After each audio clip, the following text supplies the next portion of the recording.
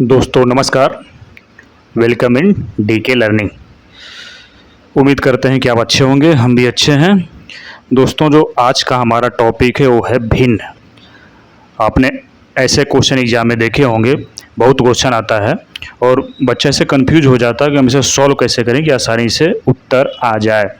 इसको हम लंगड़ा भिन्न या फिर वितत भिन्न बोलते हैं। दोस्तों समय न व्यर्थ करते हुए हम इसे शुरू करते हैं और आप देखेंगे बिल्कुल आपको नया कॉन्सेप्ट बताएंगे, बिल्कुल ही नया कॉन्सेप्ट। ऐसा आप बहुत कम देखेंगे और केवल एक रूल बस, बाकी कोई रूल नहीं, और आप इसे आसानी से सॉल्व कर सकते हैं। इसे कैसे सॉल्व करते हैं एक बार देख लीजिए, बस एक बार देख लीजिए, आपको आसानी से समझ में आ जाएगा। देखिए जैसे कि आप देख रहे होंगे यहाँ पे लिखा हुआ है 1+1/1+1/1+1/2। इसको लिखने के लिए, इसको सॉल्व करने के लिए हम जितना प्लस यानी कि जितना चिन्ह लगा हुआ है, जैसे 1 2 3 लगा हुआ है, ऐसे करके हम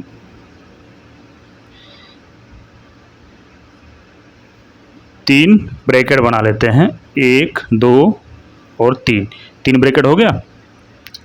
अब इसको हम कैसे सॉल्व करते हैं, जैसे यहाँ पे 1+1 में लिखा हुआ था, मैं इसको एक हम यहाँ लिख देते हैं, फिर एक लिखा हुआ है, एक हम यहाँ लिख देते हैं।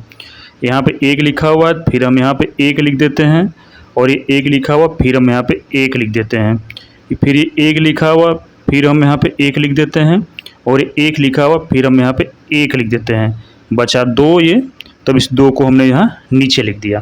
एक बार इसको ध्यान से देख लीजिएगा, जितना चिन्ह होता है उतना खाका बना लेते हैं और ऐसे लिखते चले जाते हैं। यहाँ पे एक लिखा हुआ, फिर यहाँ पे एक लिख देते हैं। वीडियो को रिपीट करके आप इसको बार बार देख लीजिएगा। अब देखिए इसको सॉल्व कैसे करते हैं। 2 में 1 का मल्टीप्लाई करते हैं, यानी कि इधर वाला हमारा मल्टीप्लाई होता है और इधर वाला हमारा जोड़ना होता है। याद रखिएगा, इसको हम गुणा करना होता है, इसको जोड़ना होता है।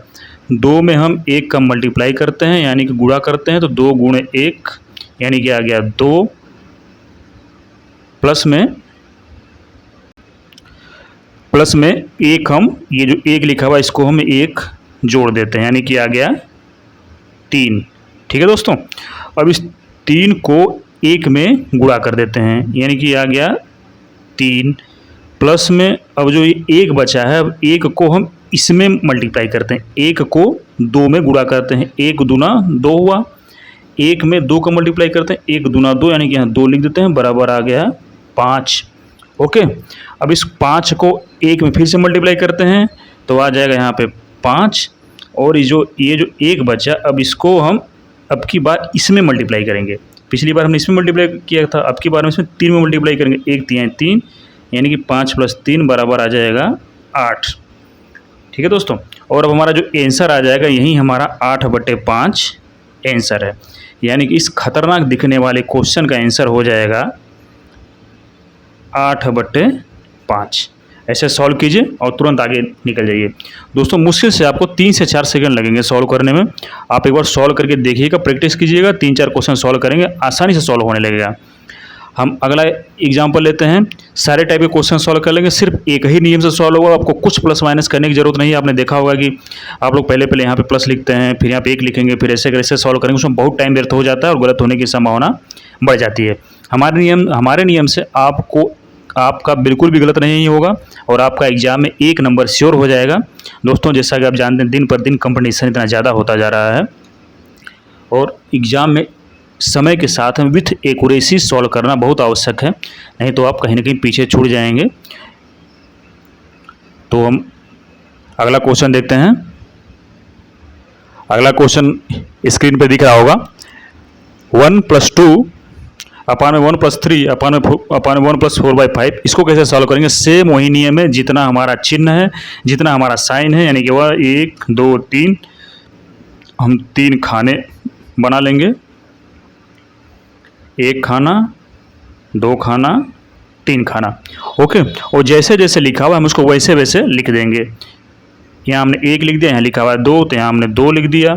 यहाँ 1 लिखा हुआ तो हमने 1 लिख दिया। यहाँ लिखा हुआ है 3, तो हमने इसको 3 लिख दिया। यहाँ लिखा हुआ है 1, तो हमने इसको फिर 1 लिख दिया।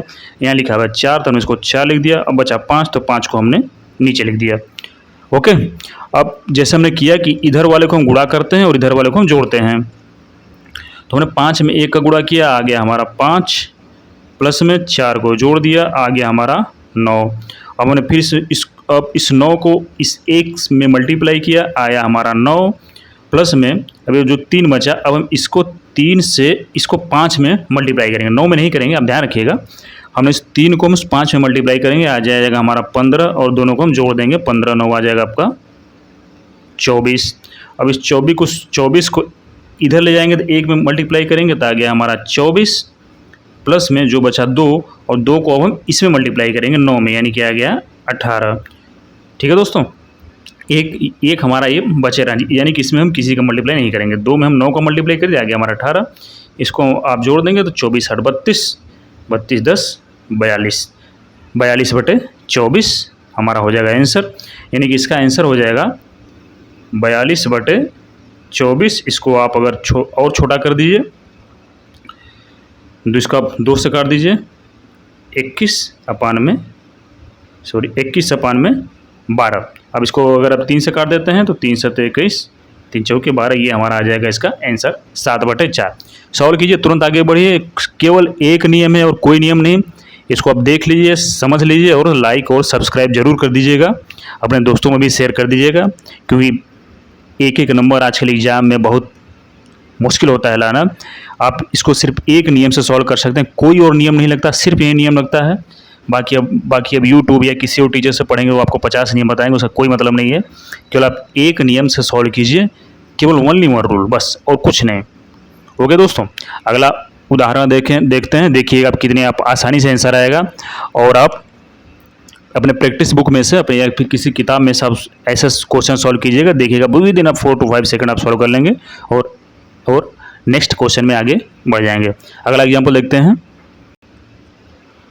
इस क्वेश्चन को देखिए, इसमें लिखा हुआ है कि 2 बराबर, यानी कि 2 बराबर x प्लस 1/1 प्लस 1/3 प्लस 1/4, तब x की वैल्यू क्या होगी, यानी कि इसकी वैल्यू पूछी हुई है। तो हम यहाँ पे देखते हैं कि इसमें हमारा जो ये पार्ट हो गया, ये हमारा लगड़ा भिन्न है, यानी कि वितत भिन्न है, इसको हम वितत भिन्न भी बोलते हैं। हालांकि आप यहाँ से आसानी से सॉल्व कर सकते हैं, ये कोई बड़ा क्वेश्चन नहीं है, लेकिन फिर भी हम इसे अपने नियम से सॉल्व करेंगे और देखते हैं कितनी आसानी से आता है। देखिए यहाँ पे 2 बार चिन्ह चेंज किया हुआ है, तो यानी कि हमारा 2 खाका रहेगा।